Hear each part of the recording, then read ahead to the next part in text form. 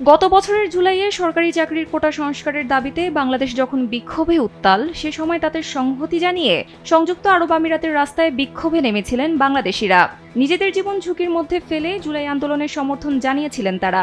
বিশ্বের বিভিন্ন দেশে কর্মরত ওই রেমিটেন্স যোদ্ধাদের জন্যই একটি হাসপাতাল নির্মাণের প্রক্রিয়া চলছে বলে জানিয়েছেন প্রবাসী কল্যাণ ও বৈদেশিক কর্মসংস্থান মন্ত্রণালয়ের উপদেষ্টা অধ্যাপক ডক্টর আসিফ নজরুল।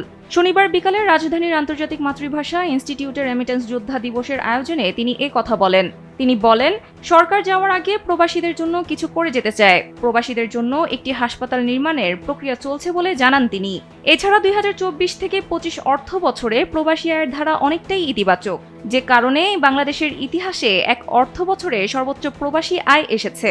দেশের গণতন্ত্রের জন্য লড়াই করে শহীদ ও আহতদের উৎসর্গ করে প্রবাসীরা বেশি বেশি রেমিটেন্স পাঠাচ্ছে বলে মনে করেন কর্তৃপক্ষ।